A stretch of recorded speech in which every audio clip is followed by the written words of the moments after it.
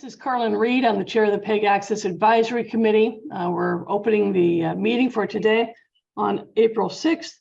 For PEG Access, first thing to do is briefly read the agenda. And I see that we have, we're going to do a roll call, then get an MMN update on staffing. We'll talk about the Comcast franchise renewal process, and Sue Busky has graciously agreed to join us for that portion. We'll be taking a look at minutes. We have 4 sets actually: January 5, February 2, September 8, and March 3. We'll talk about our next meetings. We'll get to, then we'll get a liaison and public comments, and we'll adjourn. So that's roughly the agenda for today. Now, first thing let's do a roll call. On my screen, when I say your name, please say yes, here, hello, or something like that. Carlin Reed, I'm here. Corey Atkins.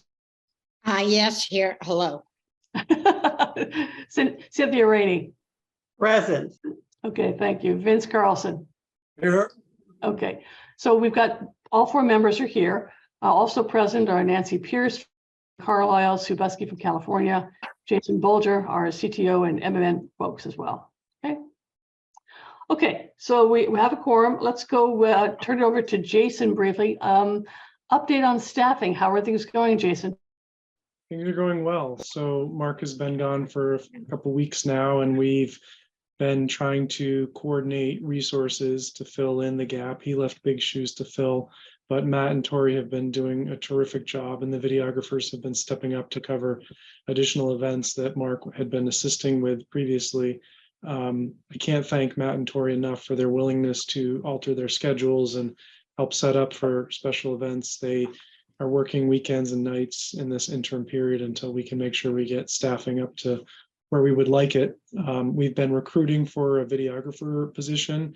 We're looking for 3 individuals right now, with the knowledge that we won't really be adding any hours necessarily, but just having a deeper pool. We have a lot of times where we struggle to get somebody to cover a particular meeting with the 3 that we have currently on staff. So just getting more people who could be available both to work big events, but also to cover if people's schedules have conflicts. The town meetings are coming up for both Concord and Carlisle, April 30th and May 8th. So we've been having internal meetings about those to make sure that we get the resources needed. Mark Pauly has graciously offered to continue as a consultant to help us with the setup and coordination of those 2 meetings. He will not be there at Concord's town meeting in the first day because he has a previous engagement that he's booked, but he will be helping us set up to make sure that technically everything is working and all the signals and feeds are working. It's an amazingly complex production that happens at that high school with the multiple rooms and the video walls and the feeds and the streaming and the radio and all that stuff. So I think we're in good shape already. We've already started planning. We have the diagrams, we have some pictures and plans already. So in the next week or so, we'll probably build the environment in the studios like we did last year to kind of get ready and make sure we all know what everything is and where it goes and how it connects. But that should be good.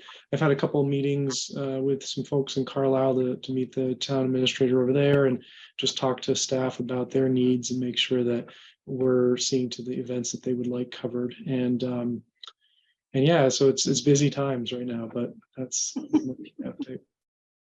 Okay, any questions for Jason on MMN updates? Vince, go ahead. Jason, for a town meeting, is there an outside contractor that's going to provide any services? Yes, so the town manager's office does go out to bid, and I believe Boston Light and Sound won the bid again this year. And so they will assist with the video walls and the audio in the room, and then they provide their audio feed to us so that we can use that for the video that goes out live and is streamed on the website and recorded. Okay, the assisted living listening group was asking me about it, and I said I'd check with you to see if the Williams sound equipment was going to be installed the way that it was the last time. Yeah, that's our intention, is to duplicate what we had done last time. Okay, great. Okay, any more questions for Jason about the MN staff update? Okay. All right, let's go to the next item agenda. But before we do, I just want to let you know, we've had an interest expressed by a gal named Megan Carroll to join our committee. So she may join us later on today. I've taken a look, I've looked at her volunteer card, and she's done film. She sent an email around earlier today. So it would be really nice to be able to fill that spot. I'll talk to her after this meeting as well. So that if Megan does come on, we'll give her some airtime to say hello. Okay, Comcast franchise renewal. Sue, this is where you're going to come up. We have a couple things going on. I have some documents related to this. The most recent, we've done a press release, and the most recent one is dated 4.6. We've done Donna McIntosh has revised a postcard that may need to have a little bit more updates. We have a new web page for the Comcast franchise renewal that's also been created, and then we've got the needs assessment plan. So let's take a look. Turn it over to Sue. Again, basic goal is of May 10th, 11th. We have 3 focus groups, and we also have a survey coming up, and we have more things going on. Go ahead, Sue. Okay, so this point in time from here on out is going to be really busy because we are planning for and beginning to promote the focus groups and the online survey. And it's interesting because post-COVID, it's been more and more difficult to get people to come and voice their opinion and get engaged in the community meetings and community focus groups in particular. I've noticed this all over the country where I'm working. So Jason made an excellent suggestion yesterday when Carlin and he and I were on the phone, sort of walking through some just general logistical things we needed to be thinking about. And that is to have a landing page on the town website, which will have all the information about the community focus group meetings. And then as we get closer and closer to the focus group meetings, we'll start to post information on the online survey.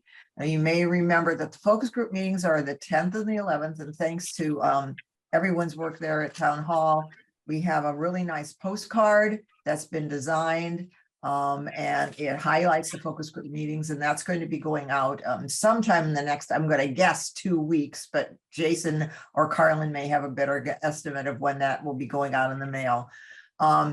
The RSVP process on the focus group meetings is pretty important. We will have, and it's already on the landing page, an opportunity for people to RSVP for the community focus group meetings. We want to get a sense of who's signing up in advance. For one, we want to make sure we have enough materials to hand out at the meetings. Number 2, we want to make sure we have the room set up properly to accommodate the number of people who are coming. And number 3, we want to make sure that we have the proper amount of refreshments for everybody who's coming. So RSVP is important. So as we move forward, we would like to see all of you at the meetings and all your friends and neighbors and colleagues, because the more input, the better when it comes to these license renewal processes. The online survey will be finished up probably in about 2 weeks. My partner and I are in Worcester all of next week doing focus group meetings there, and he'll be finishing up a draft. After that, he may have a draft by the end of this week. I doubt it, but in any case, that's an important part of our process. And that online survey will be opening, and this is something that we talked a little bit about yesterday, and I need to get a little bit more clarity myself on exactly when we're going to open it. But it will stay, stay open till early June. In fact, on the work plan, you can see if you pull it up and have it there handy, we're going to keep the online survey open until June 9th. So once it opens, it'll stay open till June 9th. So we'll be getting information not only through the community focus group meetings, but also through the online survey, 2 different kinds of information. The information that we get that comes from the online survey is a bit more looking back. the information that comes from the focus group meetings is a much more forward looking. Now, there are forward looking questions on the online survey as well, but that's why having people participate in both the focus groups and the online survey is so important. With that, there are a number of things that we have started to talk about with regard to promotion, but there will be promotion with a postcard, e-blasts. Okay. There'll be postings in the newspaper, and that'll be about both the online survey and the focus group meetings. And I'll stop there for the moment and see if Carlin or Jason have other things they want to add based on our conversation the last few days. Thank you, Sue. First, let me make sure the committee members know that we have a new landing page.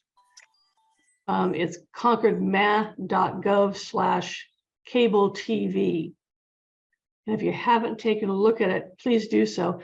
If you can, I would encourage you to pick one or more of the focus groups and do an RSVP for it and see how it works. I've already done it and I've RSVP'd for all three. So, and Sue's received them. So process does work on that. So I would recommend that you sign up for one or more of the focus groups through that landing page. Jason, thank you again for getting that set. Corey? ConcordMass.gov. No, it's the Concord ma.gov/cable TV. You can find it on the PEG's webpage. There's a link to it from there. But the short URL is concordmat.gov/cable TV. Okay. Okay, thank you. Yeah, Jason, thanks again for getting that set up so quickly. I really appreciate that. And it's got all the information on it as well. Jason, do you know from Donna how long it will take to get the postcard up and running so that we can send it out? I don't know, but I can get that information tomorrow. Okay. There's schedule. I know. Yeah. The only thing that I'm working on it. I think the only thing that needs to be revised is to get the new URL on it. Yep. Okay. I had spoken to Donna earlier, and she said that once we get the postcard finalized, it'll take probably about a week to get it out. How long will it take? Excuse me. Go ahead, Corey. Do we have any estimate on how long it will hit? I have been waiting for a letter that was mailed 2 weeks ago. I don't know. These are postcards. Hopefully it'll get faster. When the DEI commission sent out their postcards townwide, it took about a week. And that's the same kind of process we're expecting for this as well. So Sue, that means that when your online survey being ready around the 20th or 21st, that'll be about the time that people will probably actually receive the postcards too, maybe a little bit before then. And driving people to the landing page is going to be great because we'll have both the information on it, on the focus groups and on the online survey there. So, right. That sounds good. Yeah, that's good. Okay. Two things. I'd like to get the committee's okay to finalize this press release. And it's the one that was sent out on this morning on April 6th. It was at a revision on it that has the new URL on it. Have you seen it all? Cynthia, have you seen it? You're okay with it? Okay. Vince, have you seen the new press release? Yeah, it looks fine to me. Okay. Corey, what about you? Do you have any questions about the new No, press? I haven't seen it, but Do I have the capability? Hey, I can share a screen. I can pull it up. Shall I pull it up for you folks? I could do. yes. yeah, that'd be a good idea. Let's Yeah. do that. Let me see what I can do here. Okay. I was trying to pull it up. Yeah. Yeah. Let me see if I can try this. All right. All right. Can you see that press release? Okay, here we go. Yep. Yeah, it's 4/6. So that's what it looks like. And so the way on the first pages, we have the description, we've got the time. It says that the postcard's coming soon. It gives the time and locations for the 3 focus groups. It mentions that there's going to be a drawing. Jason, we have this phrase as a local business. That can be a restaurant, anything, whatever you think is appropriate. But that's the phrasing we had at this point. Yep. Okay. And then I have down here to RSVP for one of those sessions, click here. That link, as you can see, goes to concordmad.gov/cable TV, so it goes to the webpage.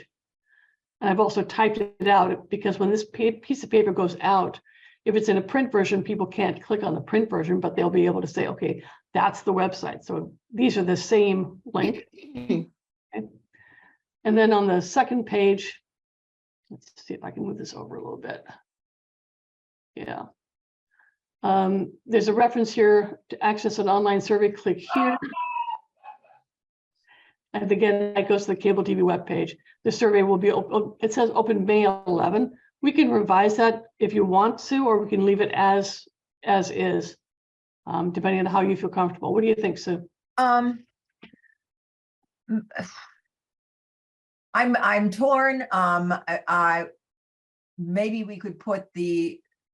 I'm tempted to say something more like, if you guys want to open it before the focus groups, which I know we've had a lot of discussion around that, then I would say make it May 1st.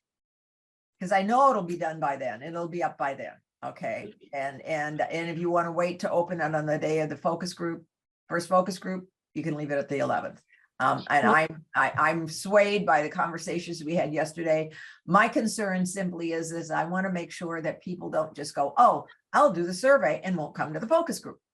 Okay. And my concern has been that if we let them know they can go to the focus group and do the online survey before the focus groups, they'll kind of punt and not do. But Jason and Carlin have kind of convinced me that that's not the way things work in Concord, and that people are always willing to give their input and multiple times. So vote early, vote often. That's one of our Corey, and you're on mute right now. You have to unmute yourself, Corey, first. I think there's a select group, and I think we keep hearing from the same people all the time. So we have a group of people in town that are very involved in the town.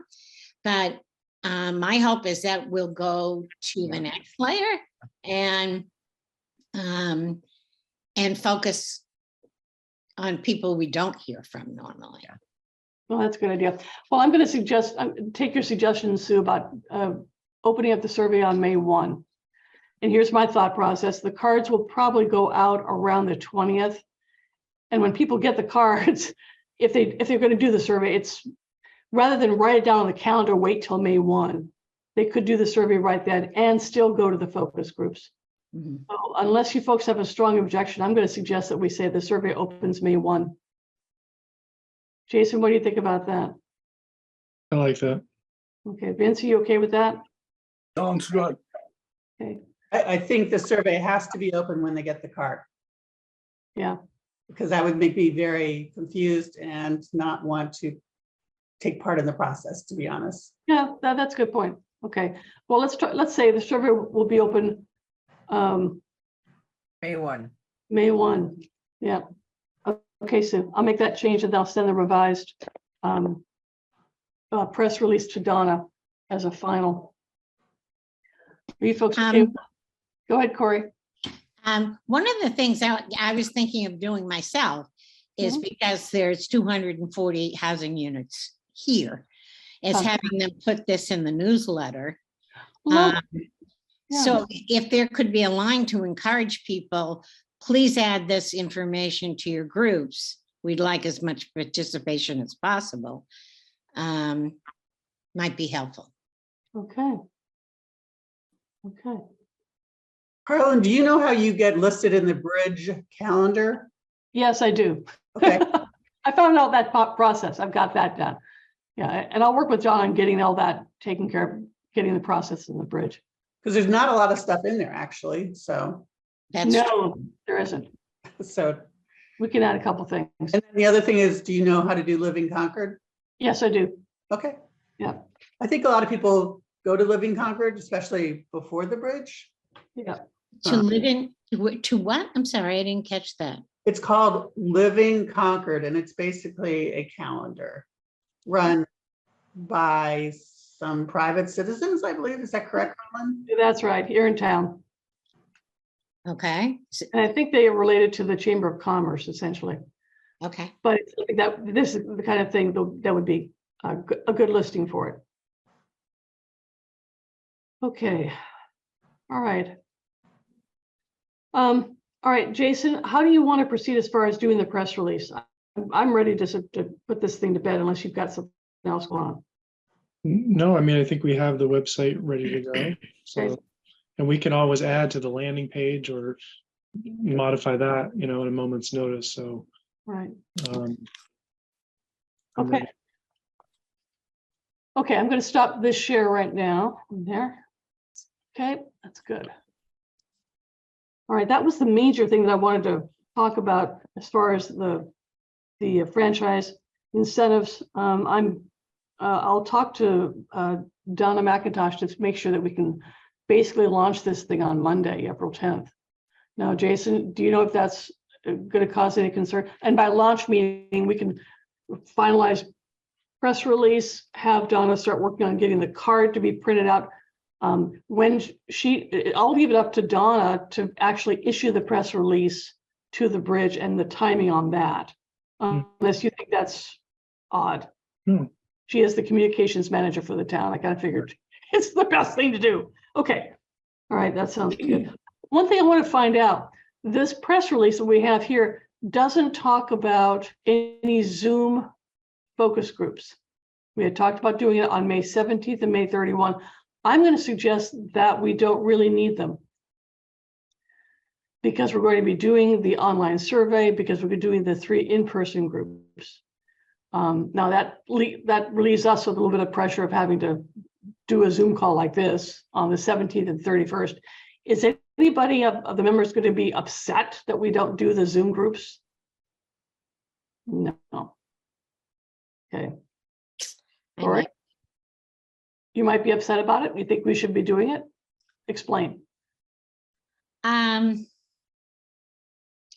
Just out of an extreme sense of inclusivity. I don't know how these things really play out, and Susan, you might have a better feel for this, but are people in other communities hearing from just the usual suspects, or are they really reaching in depth to the public?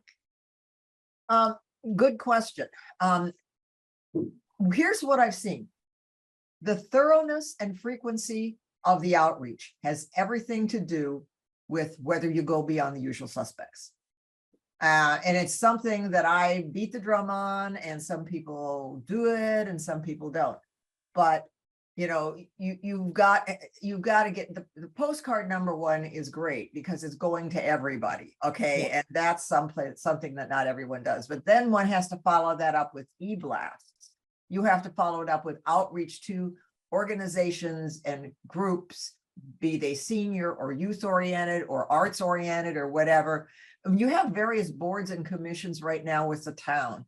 Using those contacts and the people who are leaders in those arenas to be part of the outreach team is absolutely critical.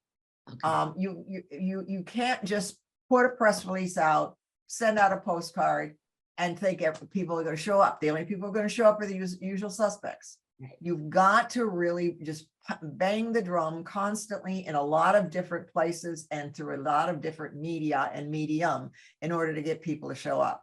Also, the other key is everybody who is involved on this committee, everybody who is involved in various other things within the community, who are leaders within various, if we get them involved in outreach through their organizations, like some of the things that were mentioned on the call today, that's going to help reach deeper into the community. But I mean, the places that are really effective at going beyond the usual suspects are those who really go, frankly, what some people might consider overboard on the outreach part. But doing that, it assures us that we're going beyond scratching the first layer. Okay. And that is very, very critical when you get to the negotiating table. Okay, that makes sense. Two things. I'm already on the calendar for the school committee for April 25, a few minutes to talk about this program. So Cynthia is a school committee member, and I appreciate the help with that. I'll be giving just about a 5-minute presentation with this, explain what's going on. And then we've already put into the Council on Aging a senior letter for April and for May, a little blurb with the locations. And Christina is on this call. Christina, if you have any other suggestions on how to reach out to the Council on Aging folks, and let them know what's going on. Let me know if there's something I can do to help publicize it some more. I appreciate that very much. So those are two excellent sources for reaching beyond the usual suspects, though that there will be more of that. Okay. If you can, you might, I don't know how many postcards you're printing, but printing more than you're mailing out and using those postcards as a tool to hand out when you're speaking someplace or whatever is a good idea. I know some places, I sent Jason and Carlin an example of Worcester they did a flyer, and they did a postcard and a flyer, 8.5 by 11 sort of flyer thing, okay? And that flyer was less expensive to produce, obviously, okay, and make multiple copies of. So one way or the other, when people are going out, it's nice to be able to hand something to folks, okay, with a piece of paper with the information on, okay? That's just a suggestion that might be useful. Okay. Appreciate the suggestion on that one. I think that's not only a good suggestion, I think it's critical. Because people just don't carry it. You know, we're assuming we're talking to people who are technically savvy and go to websites and things like that. That's not the majority of the people in my age group by any means. And people who don't have time, like parents of young children, but if they have something that they have, which they can, the information's right there, they can punch into, it might get them there faster. Right. Sure. Can we take about 3 minutes, Sue, and have you tell us what happens at the focus group meeting? Okay. We haven't talked about that. Yeah, so what we do at the focus group meetings is I start out by, we just start out with, I ask people why they're there. Why'd you come here? Okay. We have everybody introduce themselves. So I want to create an environment where people feel comfortable talking, and not just me getting up there talking at them. Okay. So I do some warm up stuff like that at the front end. Okay. Then when I kind of roll into a kind of a presentation where I say, okay, what we're going to do today is we're going to give you some information about the process the town's involved in, why it's important, and why your input's important. Okay. And we're going to brainstorm some questions. And what I do up front is saying, okay, I'm going to give you the questions, and we're going to have one of the things that folks we typically put together, and I give you information that goes into a kit, and that kit is handed out at each focus group meeting. Okay. And that kit has the PowerPoint. So I basically say, and here are the questions we're going to brainstorm, and I'm going to tell you right up front what they are. We're going to brainstorm them on and off throughout this meeting, but I want you to know what they are up front. Because as I give you information and we start to chat, I want you to start to write your ideas down on that piece of paper. All right. So that by the time we get to the formal brainstorming process, you already got things jotted down that you want to be able to make sure you say. So then I go through this sort of thing. It kind of explains the renewal process, why it's important, what the process is the town's going through, what some of the opportunities are. And then we go to brainstorming. And my partner, Randy Van Dalsen, is there with me. And Randy is the official he's the recorder. He's the guy or the person who writes on the wall when people give their ideas. Now, the process that we use for brainstorming is probably, some may consider an old school process, but I don't use the little post-it note approach that some places use with the colored post-it notes. We actually I'll give you the town a list of things I need. And one of them would be those great big brainstorming sheets with the sticky stuff on the back, and we'll have 4 sets of them set up in the wall because we brainstorm 4 questions. And as we're talking, even before we get to the sort of official brainstorming process, if something comes up, my partner Randy, he's going to write it down on the wall so that we have all 4 questions on the wall at all times. And at the same time, when we get to the formal brainstorming part, that'll be projected on the screen. Okay, so, and then at the end, when we do the drawing, one of the things we'll have to decide is how the methodology we want to use for each focus group with the drawing. When we were doing them strictly by Zoom during COVID, we had this thing, it was like a wheel that would spin on the screen and everybody's name was in it and then it would stop, okay?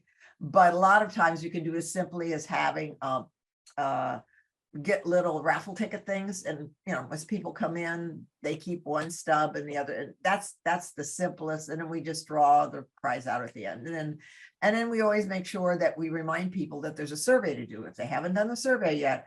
And in the kit, we'll also include information about just something an information sheet about where you can go to access the online survey. So I'm a believer in both. I'm with Corey. I think people need something physically in their hand, okay, to help remind them. I know I'm still that way. Either I use technology all the time, but I have pieces of paper and cards and things around me, and they help me remember, because I got so much stuff in my computer, I can't remember it all. But if I have something on the wall or something laying on my desk, I go, oh gee, and I have it written in my calendar, it reminds me of that. The other thing we'll do is, as people RSVP for the focus groups, all right, once we get a little bit closer, probably toward the end of April, we will send a regular update of who's RSVP. And I'll send that to the committee and to Jason and to anybody else you want me to. But the idea is you can begin to see who has RSVP'd, and most importantly, who has not RSVP'd, okay, and bug them about doing that.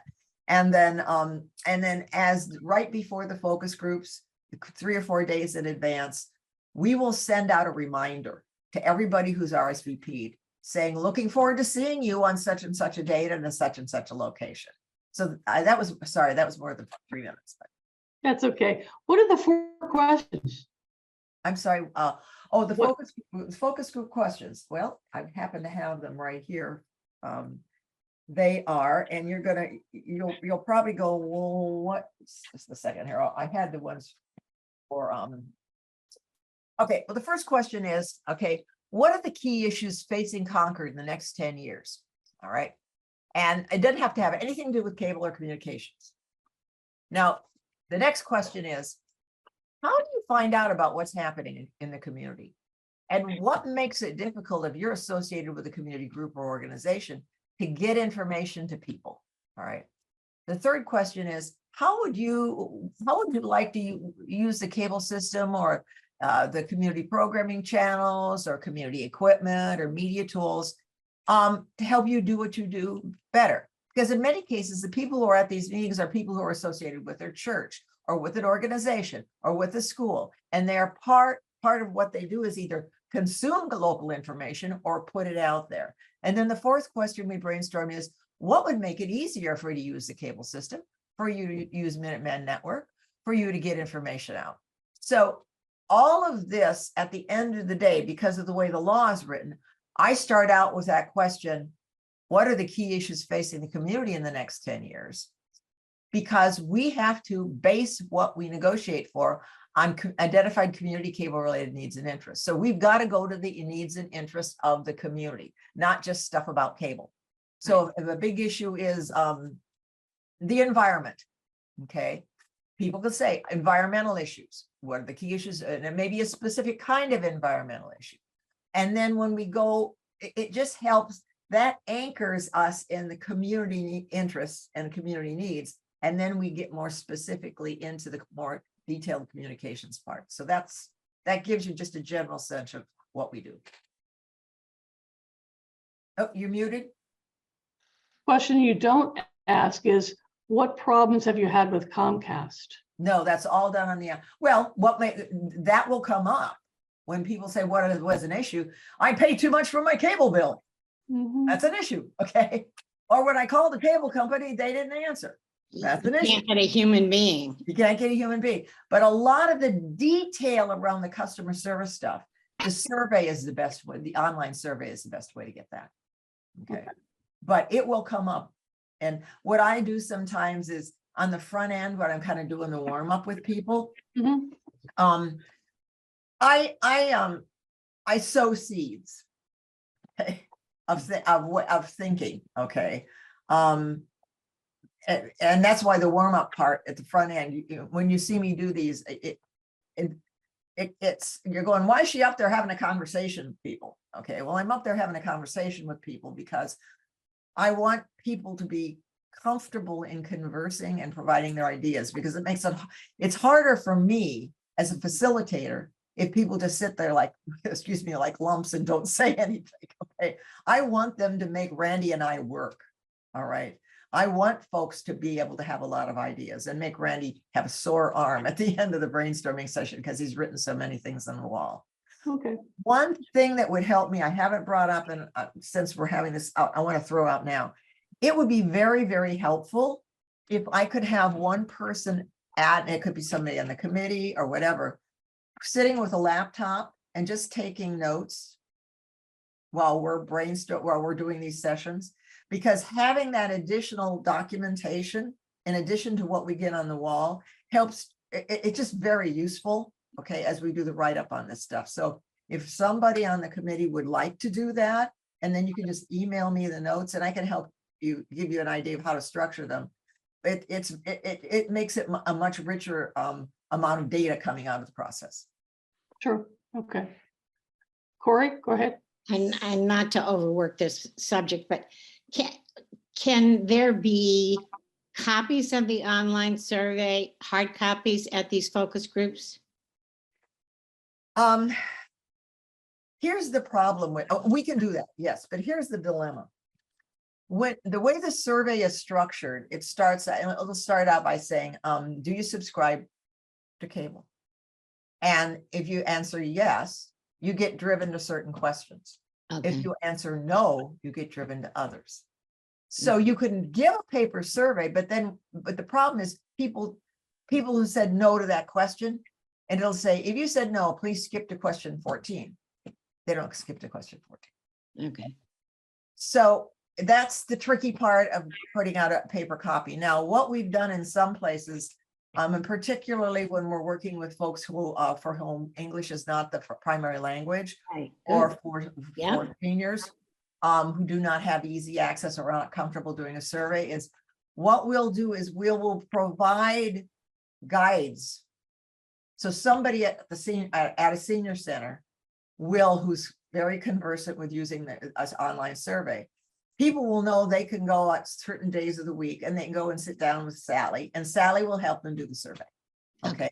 And she or he or Sam, okay, will sit down and ask the questions, and then the person will answer them, and this person will enter it in. And we found doing that works really well, particularly if we have a well organized person who can be helpful at let's say at the senior center or several places in town, or maybe the library too. Yeah, at that point, Christina, I'm going to ask you to help me on that one. See if we can get a couple folks to help me go to the Council on Aging and set up a time when I'm happy to help folks input survey material. But there may be some people at the Council on Aging who are willing to help, or else will at least provide space where I can set up a laptop and they can offer it time. So I'll talk to you about that afterwards. But yeah, I think that would be probably the best way to do it. So that we can cover any of the seniors who want to have some assistance. Now, Cynthia, for school committee folks and school age parents, I'm guessing they probably won't want or won't need help filling in surveys. No, okay, all right. Those are the two major demographics that I can see being reaching out towards. No, I don't think so. Okay, all right, Vince. To Go ahead. get them to do it. Yeah. Okay. That's the trick. Sue, is there somewhere, is it appropriate maybe to have MMN participate in one of the focus groups, either having kind of a show and tell or actually doing a video on one of the focus groups, like kind of a town hall type thing? Okay, so I'm not quite understanding. Are you saying videotaping us doing one of the focus groups, or are you saying something else? Yes, yeah. I mean, it's certainly, yeah, that would be great. Some places they video what the focus groups. Now, one of the things I'll just give you a heads up about, but it hasn't been a big problem lately, but no, it can be. When something is being recorded, some people aren't as open about talking Right. about stuff, Mhm, particularly if they know it's going to be broadcast. mhm. Now, other people, it doesn't matter. Okay, yeah, but The usual That- suspects. that's the one caution I would give, even though I think I like the idea of videoing it. And then running it as a show, basically, and then using at the end of the show, driving people to the online survey. Now, the question is that going to depress people's willingness to brainstorm? You know your community better than I. I would also ask for Jason's input on this one because it would mean requiring, asking staff to attend one of these things. So You know- I do plan on attending the 3 events. I know 2 of them are during the day. There's only 1 in the evening, so I'm happy to be there and help however I can. All right. Okay. All right, where should we go from here? We've got the general plan of what's going to happen at the focus groups. We have the press release, we have the postcard. We have a general distribution plan roughly. I kind of think we're about done with this franchise renewal updates unless some of the committee members has something else you want to have questions asked about Comcast franchise renewal process. We'll just review what's going to happen in June and July at our next meeting. Okay, that's a good question. Look, let's turn to the needs assessment plan, the little schedule that we have. So Sue, walk us through this. After we do the focus groups, what it looks like here is, Yep. We'll do the focus groups. The survey will be opened. You folks are going to basically take June and July to gather the input. And Right. that's in July or early August, send a draft report to the, That's the plan, yes, at this point.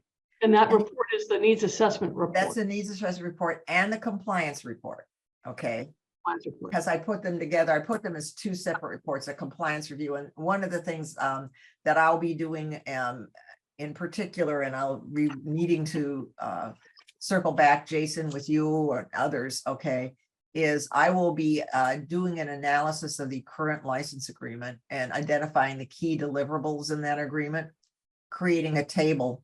Then I'll be coming back and working and talking to folks at the town to determine whether the company has actually complied with the terms key deliverables in the franchise agreement.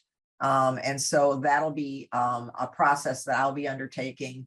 I'll be starting it in May, just building the tables and doing all of that sort of thing. And then in late May and then in June and early July, I'll be having to interact with staff and with other appropriate people in the committee or whatever to I'll give you the table, I'll give you questions, and then I'll be coming back and we'll be going over that. Because I'm hoping not to have to make another trip back in before the report is done. But in any case, that's one piece we haven't talked a lot about, but it will be going on simultaneously in those months. Okay, all right. Now, I don't know what your timeline envision that happens after August 1. In the past, this committee has not met in the months of July or August. So June is the last meeting of the year, and then starting up again first or second week of September. We've got a franchise contract that expires in April of next year. So September-ish, having a report presented to the committee. Well, we could, well, if you don't meet in July and August, then otherwise I would say say August, but. It kind of depends what the committee wants to do, but I'm open to suggestions. We could have some changes and shifting around in the committee. Obviously, we have a person who's not here who may be joining us as well. So we've got that. Well, and the other thing that in my experience, what happens is at the point in time when the reports are done, things shift over to dealing with the city attorney. Okay. and getting them involved and the town manager to determine how they want to proceed with the negotiations. Mhm. And that piece becomes pretty critical right then. When we get when the need assessment report is done, then that piece kicks in, and how we're going to approach the cable company, who's going to be engaged in those discussions. All of that comes in, will take over the world, so to speak, when it comes to this process. So that's a new phase. Jason, this is about the time where I think about now is when you might want to socialize with Carrie, if you haven't already, about getting the town council involved sometime in September. That would be giving them at least some planned lead time, unless you've got some other timeline. That's kind of what I see happening, is starting around right after Labor Day, starting with this second phase. I'll make a note of that. Thank you. And then deciding who's going to be involved in the negotiating team, or how the negotiations are going to be done. If there's going to be somebody from this committee, if it's going to be somebody outside this committee, what's the most effective way to do the negotiations? Let me turn to that point for just briefly, Sue. In doing the negotiation phase with Comcast, what size of group has been the most effective size? How many people should be on the negotiating team, in other words? Very small. More than I mean, I'll tell you what it typically is, and that is somebody, depending on the form of government, whether it's a city form or what kind of town form of government, okay. We're going to want to have somebody who can represent the decision makers. Okay. that's just And we're going to want to have somebody, I mean, in most of the cases I've been involved in, we usually have the city attorney involved or town council involved in the meetings.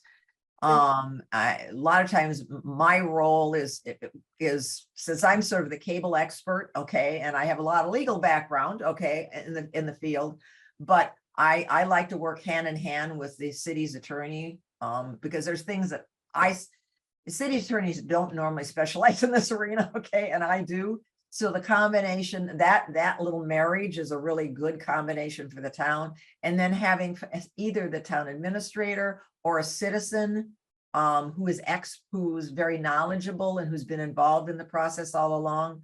The key here is we don't want a huge group. We just want it tight, and because there's strategy that gets involved in all of this and so forth. So you're talking 4, maybe 5 people at the most. I would say no more than 4. 4. Vince, go ahead. Sue, who usually participates from the Comcast stand? How many people? 1. Okay. Then it sounds like the group should be pretty small, actually, I think. Yeah. And I mean, and I have to say that given I negotiate different places around the country, I'll tell you my Massachusetts experience recently. Now, Massachusetts experience 10 years ago is very different than it is now in dealing with Comcast in negotiation.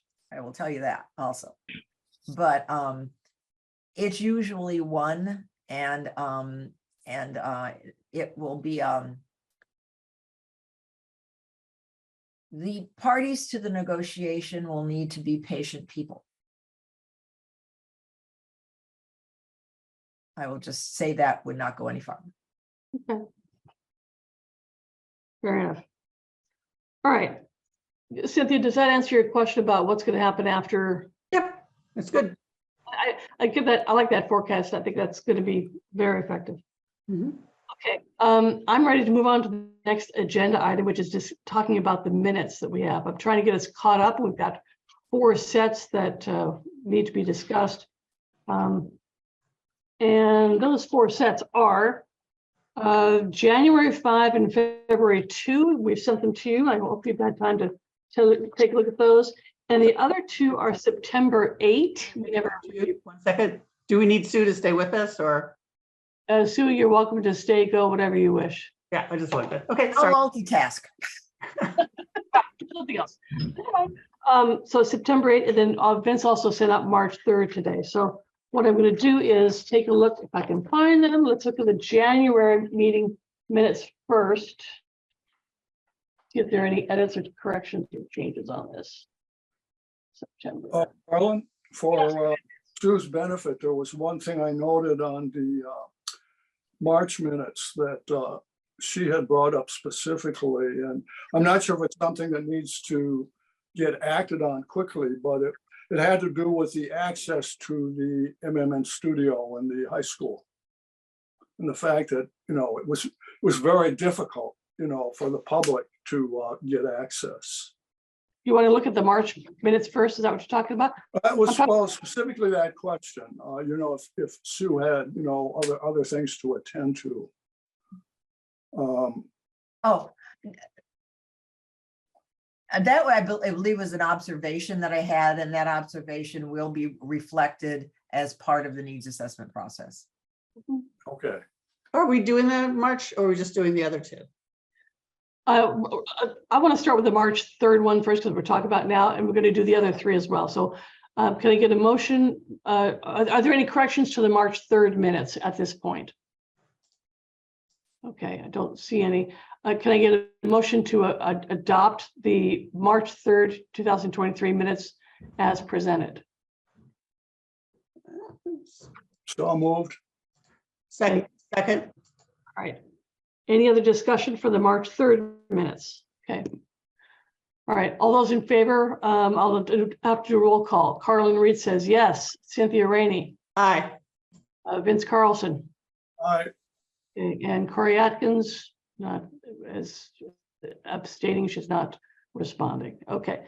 So that one has been adopted. Let's go with 3 in favor and 1 abstention, since Corey's not responding at this point. Her seat seems to be empty. It is, she may have had to step away for just, okay. So March 3 has been approved. Next one I want to do is, let's do the September 8, 2022. No, Corey, let me backtrack. We just looked at the March 3 minutes. Did you have any corrections or additions to that? Are you okay with us approving that? All right, so that's unanimous 4-0 approval on that. Thank you. Excuse me. Okay, thank you, appreciate that. Okay, the September 8 minutes.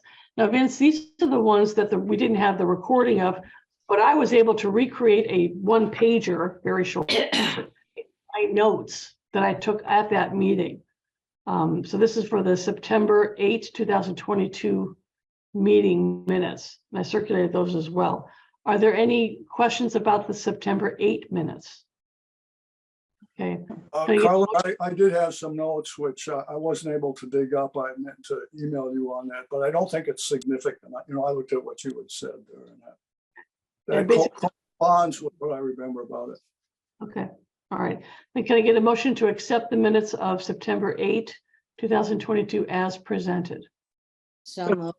Okay, and it got a first and a second, got it, September 8. Okay, any other discussion about the September 8, 2022 minutes? No, okay, let's do a roll call vote. Carlin Reed votes yes. Cynthia? Aye. Vince? Yes. Corey? Yes. 4 is approved. All right, that one's okay. Lori Austin from the town's clerk office has been bugging me to get my minutes, and she's doing a real good job on that, so I thought I'd comply. The next one is the January 5 minutes of 2023, January 5, 2023. Do I have any corrections to the January 5, 2023 minutes? I'm not seeing anything. Can I get a motion to accept the minutes as presented for January 5, 2023?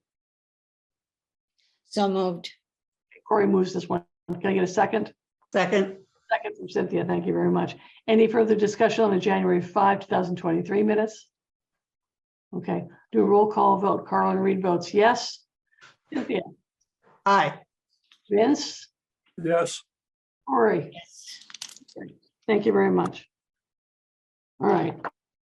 Last one to do. This is the February 2nd, 2023 minutes, February 2. Are there any questions about this particular set of minutes? Vince, I saw there was one misspelling. The word next doesn't have a W in it. And I'm not, I'm debating whether it's worth having these corrected for one misspelling. I don't know. I'm gonna, What it is, they're all handy to me. I looked at all of them in case I needed to, resend you a copy. okay, then what I'd like to do is I'd like you to revise the word next because it's really bugging me. It's in paragraph number 3.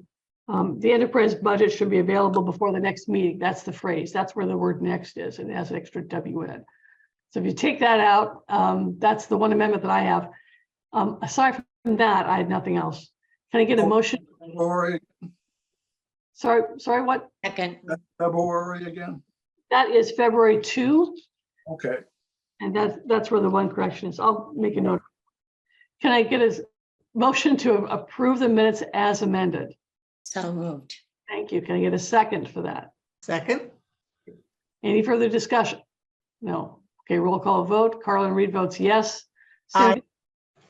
Yes, yes, Corey? Yes. yes. Okay, good. Okay, so that one's been approved as amended. All right, those are the 4 minutes. I'm going to remind Vince on the October 26 minutes. We've already approved them, but during our meeting in January, we wanted to make one correction on that one. The October 26th, up at the top, it says the date is October 16. And I think that's significant enough that I'd like you to change that one as well. So for the October 26, 2022 minutes, please change that date from October 16 to October 26, and then send it either to me or to Lori Austin, the clerk, for filing. Does that make sense? Yeah. Good. All right. I'll send you 2 new sets. Thank you. Appreciate that. That will get us caught up with everything, guys. That's just amazing. Okay, that's minutes. One of the documents in the packet was a copy of my Xfinity bill. I've X'd out my numbers, my account numbers, such, but I had circled a couple things on it. One is called franchise costs, the other is called the franchise fee. I just wanted you to understand that those are the 2 components that are part of what we're going to be negotiating with our negotiations starting in September. Okay, that's kind of what those 2 numbers. One of them is franchise cost is 87 cents on my bill, and the franchise fee is $8.35. And then 835 reflects that 4.8% annual revenues. And the 87 cents is the capital cost recovery from the 2014 to 2024 franchise. Okay, that's what that document was all about. Okay, now back to agenda. Where are you? Okay. The next meeting I've got scheduled is May 4th, and we're going to do June 1. May 4th. We can now meet by Zoom, as you can obviously see, where the governor has allowed us to do that for the next 2 years, which is great. May 4th is going to be just after town meeting, but just before we do the focus group.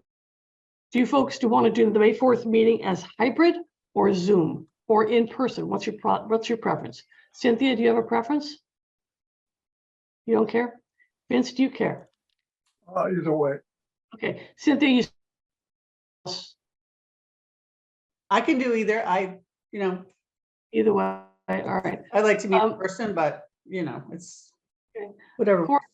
Corey, what about you? Do you want to be in person or a hybrid or a Zoom? I like hybrid because it gives people options and it's more inclusive. Okay, all right. Jason, you okay with us doing a hybrid? Because it means you have to help me set up the monitor. That's Yep. the application of it. You okay with that? All right. So for the May, let's make that a hybrid. Is 3:30 to 5 o'clock still an okay time for that? Cynthia, you're good with that? Good. And Vince, are you okay with that? 3:30? Corey, are you still okay with 3:30 on May 4th? Mhm. Okay, means yes, good. All right, well, that'll be a hybrid. And I will arrange for the room. It'll probably be the select board room again, but I'll let you know for sure about that. And then the last meeting for this season, June 1, I've had that down for being the awards ceremony, the awards thing. And we decided a while back to have a party, basically. So can we do it at the studio, Jason? Is that possible? Yeah, I mean, if we use our traditional time of 3:30, school is out, so we can do that. What do you think about that, guys, for our last meeting of this session? June 1, 3:30 at the studio?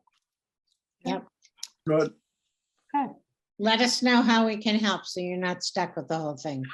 Yeah, don't do what you did earlier and try to haul everything by yourself through up the stairs. Let us help with Yeah, okay? right. Okay. All right. We'll talk more about how to do that at the main meeting, I suspect. Okay.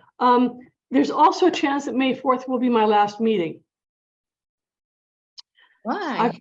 I've been asked to join the finance committee, and my application is in the process now to be part of that. So if that goes through, and it kind of looks like it will at this point, I don't have the absolute guarantee at this point, but if it does, my last day really is the day after town meeting, which is May 4th. So I can be part of the May 4th pay committee, but after that, you guys, I could be part of the audience like Nancy Pierce and Chris, and everybody else. Okay. So just want to give you that heads up. Odds are that I suspect that May 4th, part of the agenda will be to have elections of officers for the upcoming year. So you might want to think about what to do. And hopefully we'll have Megan join us, the new person as well. She would normally be nominated and then appointed. And there's enough time I think, to do that, at least in the nomination part, to get done before May 4th. So that's what I wanted to let you folks know about. Any questions, observations about the meetings? Because after that, after June, we take the July, August break, then you start up again in September with phase 2, with whatever phase 2 happens to be. Carl, when you mentioned your bill, that reminded me of a question for Sue. And it concerns the basic cable tier. The very, very basic one that it's almost impossible to know that it even exists. Yeah. But I think the current price is something like $12 a month. I think I had seen that Concord is somewhat lower than most of the towns surrounding us. And is that completely negotiable? Can we stick with the $12 per month, or at least under $20? No, rates are totally deregulated. So the town has no say whatsoever over the rates of the cable company. They can raise it or lower it at their pleasure. Okay, so it would probably go up then in that case. You know how much? No. No, Vince, I can't tell you how much. One of the things that I know folks often have a lot of opinions about is what the rates are and how and they're too much, but the town has no say over that. Rates have been completely deregulated for a number of years at the federal level. No, there's no control over the rates whatsoever, which is interesting. One thing I want to throw out on that topic, and to watch your newspapers, you may have seen this already, but there's a big kerfuffle going on in DC about things like Ticketmaster, Yes. airlines, and cable things, and how you get quoted one price, but by the time you pay the bill, you add the service fee, the seat fee, the put your feet on the couch fee, whatever it might be, and suddenly you're paying $40 more. I suspect we are going to, and that's a consumer protection issue. It's okay. I suspect over the next year or so, we may see some federal law changes in that arena. Cable will likely be impacted by that, but rates are under law are completely deregulated. The issue of these add-on fees is a separate issue that it's not just, it's actually all other things that sort of triggered people starting at the federal level, starting to look at that issue. So you'll see more in the newspapers about this over the next 6 to 12 months, I think. Okay. When were they deregulated? Do you know? Well, they were gradually. I mean, when I started in this field many years ago, Everything was regulated, and that goes back 45 years. But I think the last round of deregulation probably would have happened in the 2008 to December 2021. That was the last rate case that Comcast was filed December 2020. And it was shortly after that, like in January, February, March of 2021. That's when the FCC granted Charters and Comcast's Massachusetts petitions to deregulate. Right, but see, because of the direct- those only applied to cases where there was supposedly there was no effective competition. And those are the last ones for statewide for Massachusetts. Yeah, but there are very, very few places that actually fell in that bucket. But for the vast majority of the communities, the rates have been completely deregulated for 15 years, up 10 to 12 years at least. Because it does not fall in the category, the very limited category where rate regulation could occur because of the lack of effective competition. And that doesn't mean another cable company providing service in that town. Okay, it means something different. Well, I guess it must have worked here in 2000. So that must have been the very end of, the possibilities there. I think so. Yeah.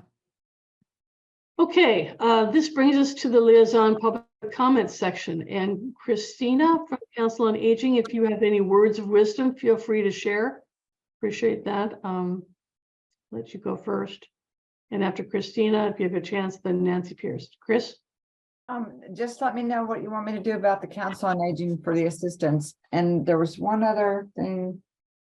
Oh, just also how we can help you promote. I would also agree with maybe some of the things we can hand out by just handing out instead of mailing out.